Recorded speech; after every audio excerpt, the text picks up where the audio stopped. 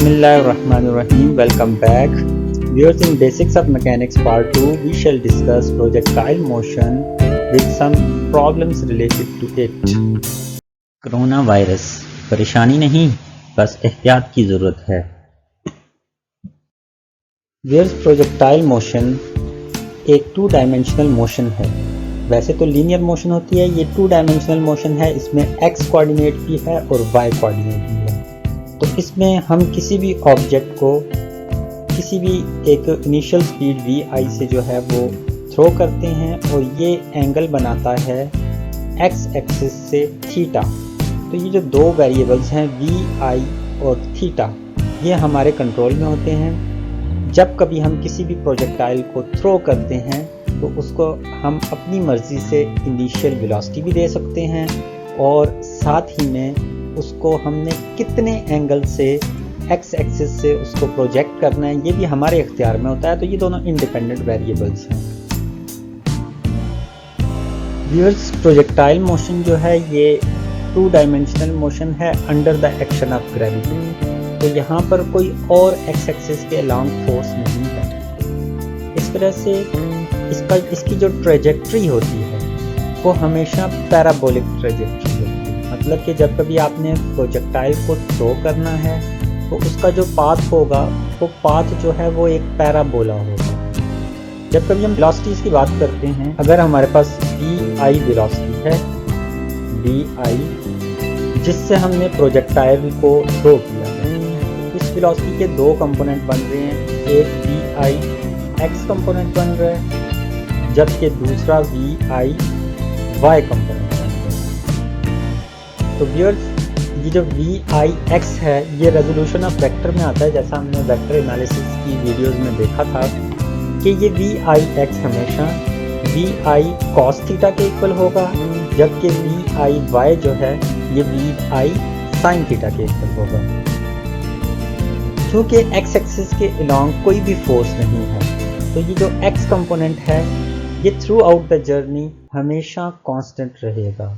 तो इसी वजह से VIX VFX के इक्वल होगा और इसको फिर चूँकि कोई डिस्टिंक्शन नहीं है, x एक्सिस के अलोंग स्पीड यूनिफॉर्म है, इस वजह से हम इसको सिर्फ और सिर्फ VX भी कह सकते हैं.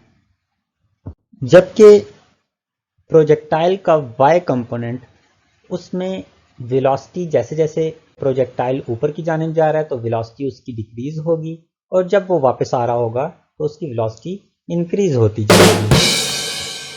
फिर जब हम डिस्प्लेसमेंट की बात करते हैं तो displacement along x axis through out the journey क्या होगा, क्योंकि वेलोसिटी v जो है वो होता है हमारे पास s/t, मतलब कि डिस्टेंस ओवर टाइम. तो अगर हम यहाँ से s निकालना चाहें तो s हमारे पास आ जाएगा vt के इक्वल. तो यहाँ पर इस केस में हमारे पास क्या है कि x एक्सिस के अलोंग हमारे पास जो डिस्टेंस है उसको हमने x से रिप्रेजेंट किया हुआ है और वेलोसिटी का जो x कंपोनेंट है वो vx है. तो हम vx को t से मल्टीप्लाई करें तो x एक्सिस के अलोंग हमारे पास डिस्प्लेसमेंट आ जाएगा.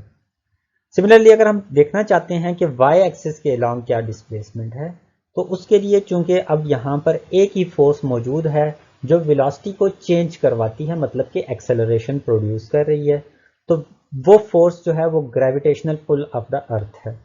तो हम क्या करेंगे, हम सेकंड इक्वेशन ऑफ मोशन को अलोंग y एक्सिस देखेंगे और हम इसका सेकंड हाफ जर्नी देखेंगे. तो व्यूअर्स, हमने यहाँ से यहाँ तक का जर्नी देखना है. तो इसके लिए यहाँ पर हमारे पास इस पॉइंट के ऊपर vi का जो y कंपोनेंट है वो हमारे पास 0 हो जाएगा.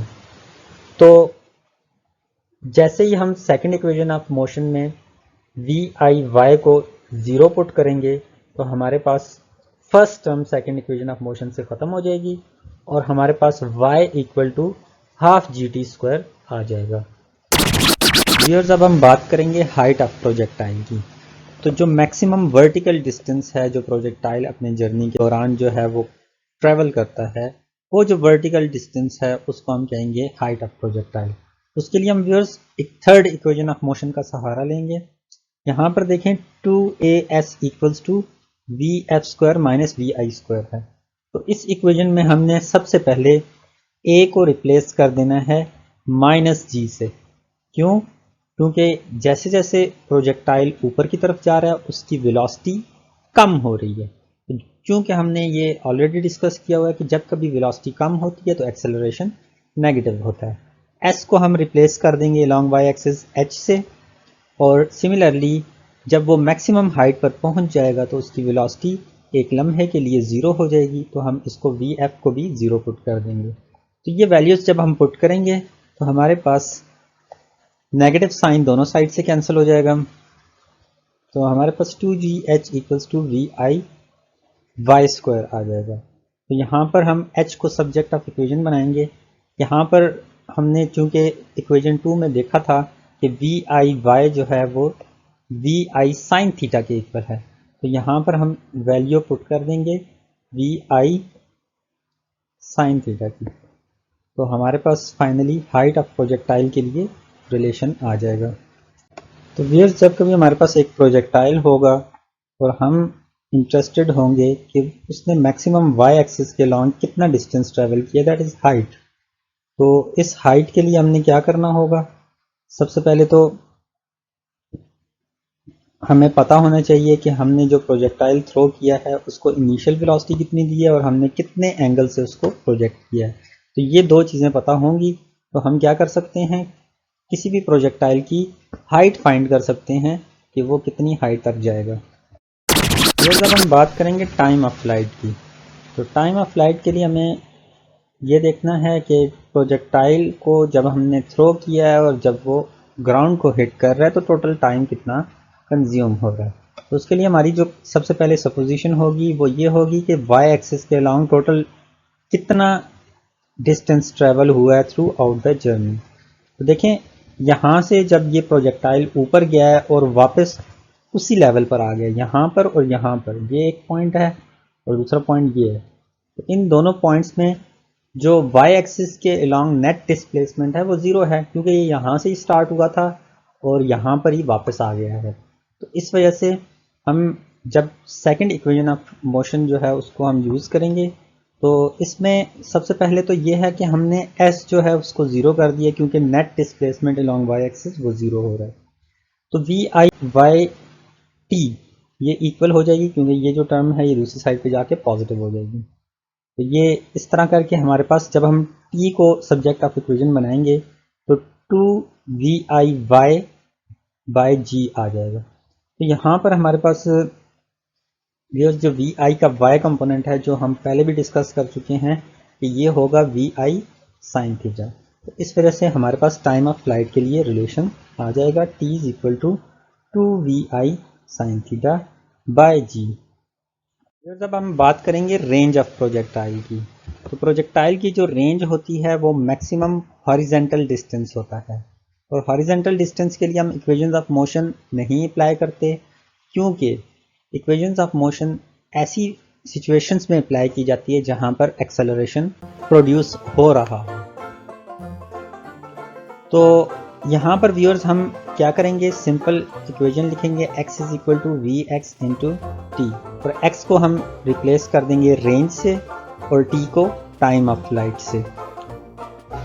तो व्यूअर्स सबसे पहले हम क्या करेंगे, यहाँ पर पुट कर देंगे वी आई कॉस थीटा, किसकी वैल्यू, वी एक्स की वैल्यू, जबकि टाइम ऑफ फ्लाइट के लिए हम ये वैल्यू ऑलरेडी फाइंड कर चुके हैं कि टाइम ऑफ फ्लाइट इक्वल होगा to V I by G into sine theta. तो इस तरह हमारे पास आ जाएगी रेंज हो जाएगी वी आई स्क्वायर, क्योंकि वी आई दो दफ़ा रिपीट हो रहा है तो ये स्क्वायर हो जाएगा, और 2 साइन थीटा कॉस थीटा। और ट्रिग्नोमेट्री से हमें ये पता है कि 2 sine theta cos theta sine 2 theta के इक्वल होता है। जैसा कि हमें ये पता है कि हमारे पास जो फार्मूला है वो है sine alpha plus beta equals to sine alpha cos beta plus cos alpha sine beta. जब कभी हम अल्फ़ा और बीटा को इक्वल कर देंगे तो 2 अल्फ़ा बन जाएगा, क्योंकि अल्फ़ा प्लस बीटा जो है दोनों अब अल्फ़ा हो गए हैं तो इसको हम 2 अल्फ़ा लिख सकते हैं। अब यहाँ पर साइन अल्फ़ा है और यहाँ पे कॉस अल्फ़ा है, यहाँ पे कॉस बीटा है और यहाँ पे साइन अल्फ़ा है। अब ये भी अल्फ़ा हो गए हैं तो इन दोनों में कोई फ़र्क नहीं रहेगा, तो हमारे पास 2 साइन अल्फ़ा कॉस अल्फ़ा रह जाएगा। सॉरी, ये यहाँ पर अल्फ़ा मौजूद है, बीटा नहीं है, इसको हमने अल्फ़ा रखना है। तो ये हमारे पास हो जाएगा कॉस अल्फ़ा। तो हमारे पास ये साइन 2 अल्फ़ा किसके इक्वल आ जाएगा, 2 साइन अल्फ़ा कॉस अल्फ़ा के इक्वल आ जाएगा। व्यूअर्स, जब हम ये पुट करेंगे तो हमारे पास रेंज के लिए जो फार्मूला है वो आ जाएगा r equals to V I square by G sine 2 theta.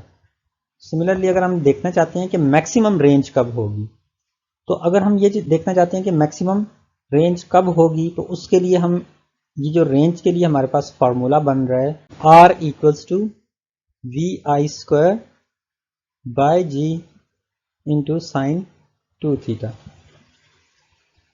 तो रेंज की मैक्सिमम वैल्यू तभी होगी जब कभी हमारे पास साइन 2 थीटा की वैल्यू इक्वल टू 1 हो जाए, तो हमारे पास मैक्सिमम रेंज आ जाएगी।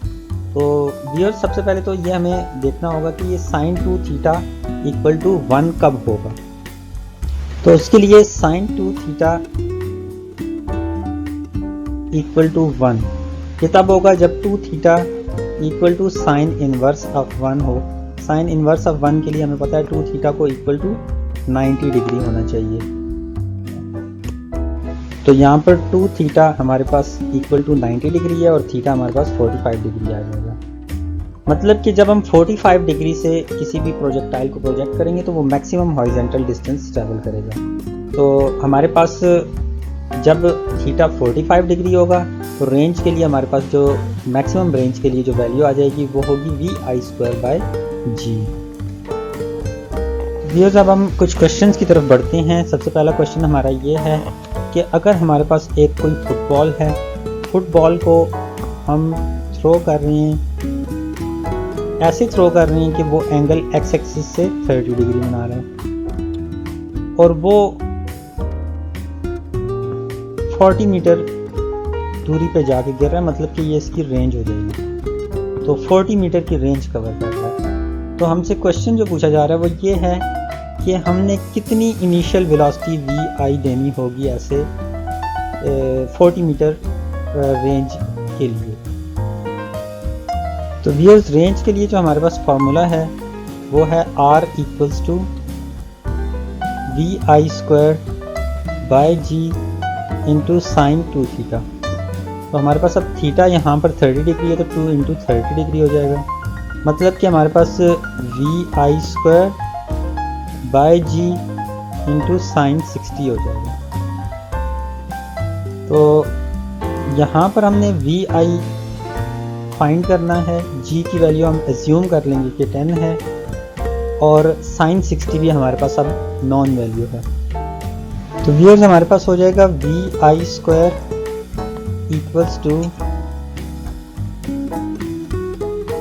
r into G by sine 60।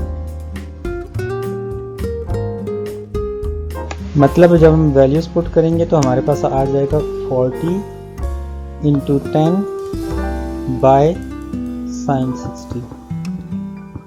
तो ये हो जाएगा हमारे पास 400 बाय साइन 60। तो व्यूअर्स, तकरीबन हमारे पास इसकी वैल्यू बन जाती है 461.89। तो अब हमने क्या करना है, चूँकि बी आई स्क्वायर तो हमें नहीं चाहिए, हमें क्या चाहिए, हमें चाहिए 461 का स्क्वायर रूट। तो उसके लिए हम क्या करेंगे, वी आई फाइंड करने के लिए 461.89 का अंडर रूट ले लेंगे। तो ये हमारे पास ऑलमोस्ट बन जाएगा 21.49 मीटर्स पर सेकेंड।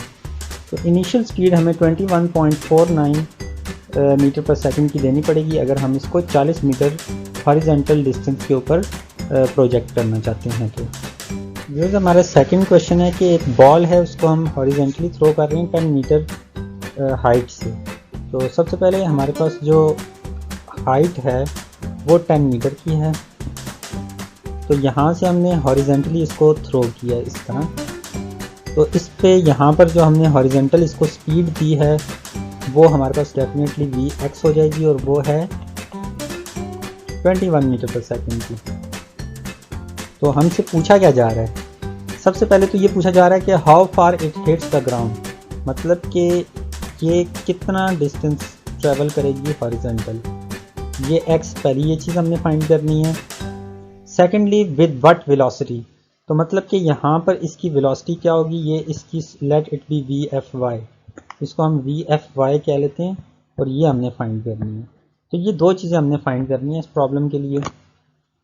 तो ये जैसा कि हम ऑलरेडी डिस्कस कर चुके हुए हैं कि जो हॉरिजॉन्टल कंपोनेंट है प्रोजेक्टाइल में, वो हमेशा वेलोसिटी का हॉरिजॉन्टल कंपोनेंट वो हमेशा कांस्टेंट रहता है, मतलब कि वी एक्स कांस्टेंट रहेगा। तो हमने अगर एक्स फाइंड करना है तो उसके लिए हम लिख देंगे X equals to V X into T. तो अगर हमें टाइम पता हो तो हम क्या करेंगे, वी एक्स से मल्टीप्लाई करेंगे तो हमें ये पता चल जाएगा कि एक्स एक्सिस पे कितना डिस्प्लेसमेंट हो रहा है। व्यूअर्स, टाइम फाइंड करने के लिए हम क्या करेंगे, सेकंड इक्वेशन ऑफ मोशन को यूज़ कर लेते हैं और अलॉन्ग वाई एक्सिस यूज़ करेंगे इसको।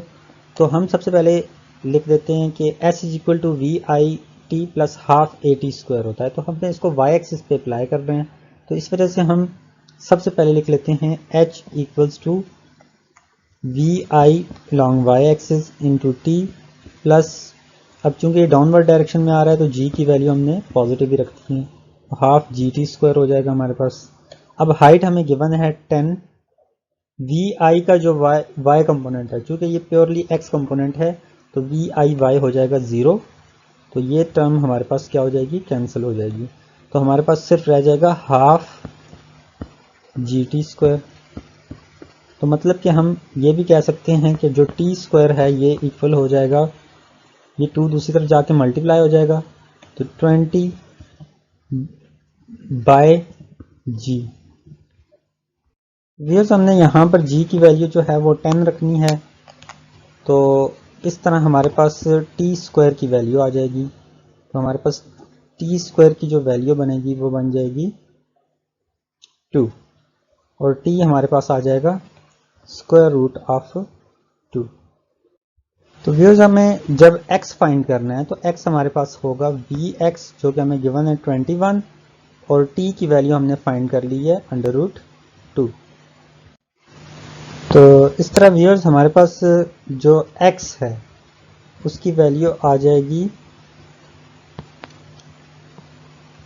x equals to 21 into under root 2 और अंडर रूट 2 1.41 है। 1.41 को अगर हम 21 से मल्टीप्लाई करें तो व्यूअर्स ये ऑलमोस्ट बन जाएगी हमारे पास 30 मीटर्स। तो 30 मीटर्स हॉरिजॉन्टल डिस्टेंस कवर होगा अगर हमारे पास इनिशियली 21 मीटर पर second along x axis speed हो तो। सिमिलरली अगर हम वी एफ वाई फाइंड करना चाह रहे हैं तो उसके लिए हम क्या करेंगे, हम फर्स्ट इक्वेशन ऑफ मोशन को यूज़ करते हैं, तो जो कि हमारे पास है V F along Y axis equals to V I along Y axis plus G T. यहाँ पर हमारे पास वी एफ वाई जो है ये हमने फाइंड करना है और वी आई वाई हमारे पास 0 है, वाई कंपोनेंट चूंकि हमारे पास 0 है, तो वी एफ वाई हमारे पास इक्वल हो जाएगा जी टी के इक्वल। तो यहाँ से हम क्या कर सकते हैं, टी की वैल्यू तो हम ऑलरेडी फाइंड कर चुके हैं, 10 हमारे पास वैल्यू ऑफ जी है और टी हमारे पास अंडर रूट 2 है। तो व्यूअर्स, हमारे पास इस तरह वी एफ वाई की वैल्यू जो है वो बन जाती है तकरीबन 14.14 के इक्वल आ जाती है। तो वी एफ वाई हमारे पास 14.14 आ जाएगा मीटर पर सेकंड। व्यूअर्स, अगर हमने टोटल वेलोसिटी फाइंड करनी है तो वो हो जाएगी V X square plus V F Y square. चूंकि इनिशियल और फाइनल एक्स एक्सिस के लॉन्ग सेम है, इस वजह से यहाँ पर मैंने एफ नहीं लिखा, अगर आप लिख भी दें तो कोई फर्क नहीं पड़ता। ये हमारे पास फाइनल वेलोसिटी आ जाएगी दोनों कंपोनेंट्स के साथ। तो हमारे पास वी एफ एक्स स्क्वायर मतलब 21 स्क्वायर प्लस 14.14 का स्क्वायर आ जाएगा। तो व्यूअर स्क्वायर्स लेने के बाद 21 का स्क्वायर हमारे पास आ जाएगा 144 प्लस 14, तो ये तकरीबन हमारे पास 200 के इक्वल आ जाएगा।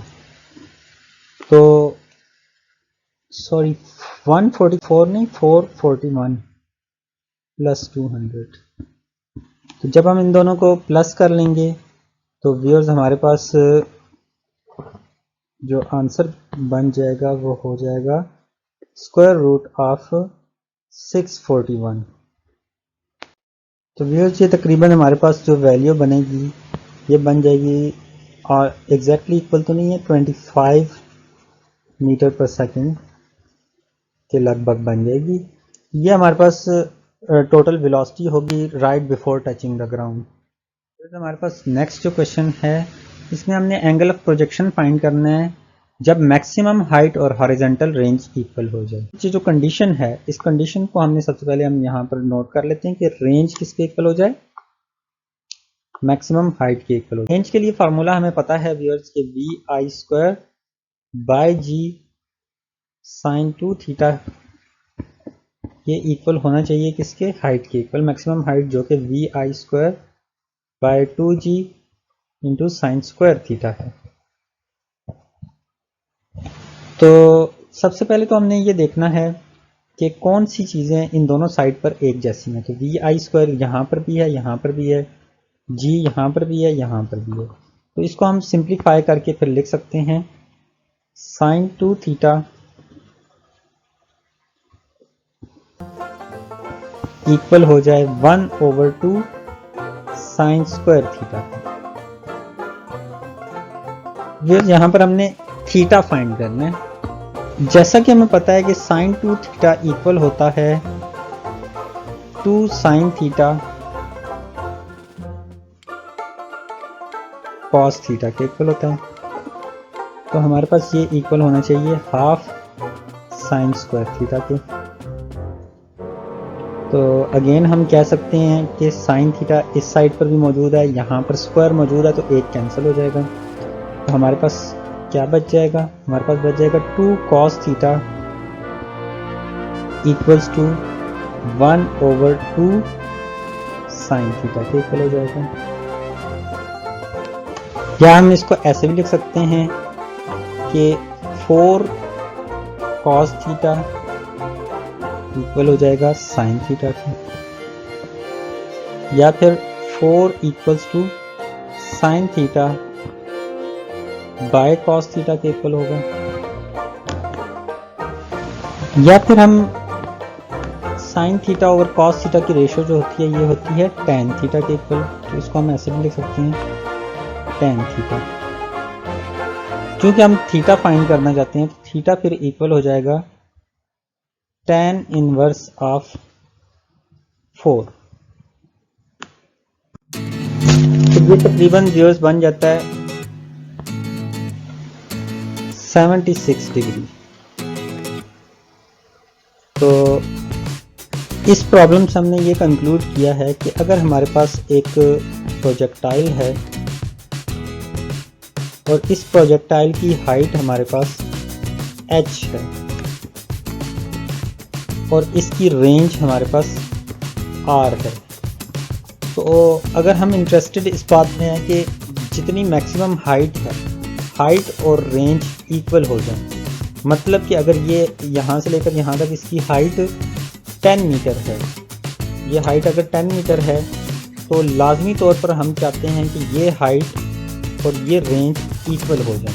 तो अगर हम इनको इक्वल करना चाहते हैं तो हमारे लिए ये लाजिम होगा कि हम जो एंगल दे रहे हैं एक्स एक्सिस से, मतलब कि ये एंगल जो थीटा है, ये थीटा हमारे पास तकरीबन 76 डिग्री होगा, तो तब जाकर हमारी रेंज और हाइट इक्वल होगी।